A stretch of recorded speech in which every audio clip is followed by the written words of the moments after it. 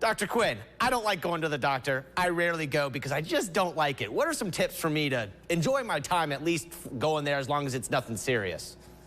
Right. And you talk about enjoying your time. I mean, I'm not going to tell you you're going to enjoy your time. But what I can tell you is going to the doctor at least once a year for a wellness physical exam is so important because we can have little things that are wrong with us, but we don't really know that it's something that could possibly be deadly. For instance, I had a young person to come in and they engaged in conversation with me and they shared that they feel tired a lot and they urinate more than often and had some numbness and tingling. Well, it turns out they had diabetes and we were able to diagnose them early, get them on treatment, and possibly save them from suffering the consequences of untreated diabetes, which could be blindness or loss of an organ or loss of a limb. So going to the doctor is so important. Do you think that men or women specifically have a harder time going to the doctor? I mean, we've heard the joke that men don't like to go to the doctor. I'm a part of that. Right. Is that true? Do you tend to see men have struggles? I certainly do. As a man myself, it's so hard to get our men to go to the doctor.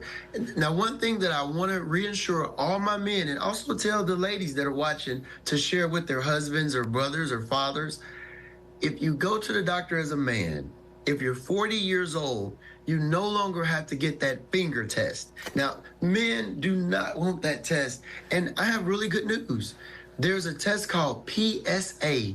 That's a blood test, and it stands for prostate specific antigen.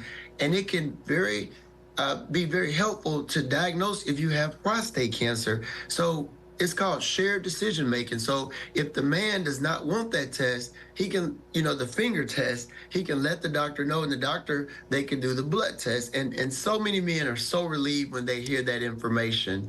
But I just want to say one more thing about my men. My men are the worst historians. For my men, if you can take your wife with you to the doctor, maybe write down the questions and concerns you have before you get there.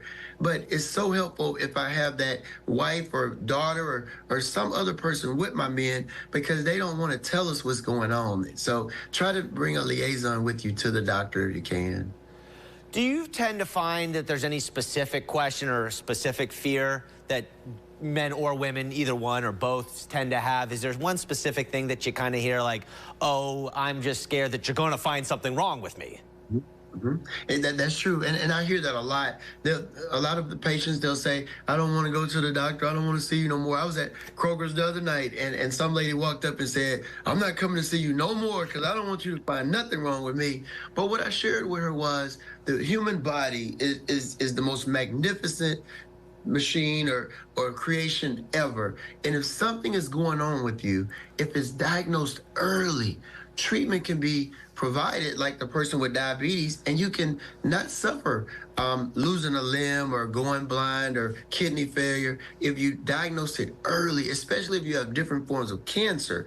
So going to the doctor is a very smart move because what it does is it puts you on the offense of your medical care so you can score a touchdown. You don't want to be on the defense where disease, they can run over you and score a touchdown and take your life. So going to the doctor every year can actually be the difference between life and death. Dr. Quinn, it's my favorite time of the week, even though sadly sometimes we talk about topics that aren't so fun, but we did hear some good news from you. Luckily, I'm 12 years away from that, so we're good. Dr. Quinn, have a great day.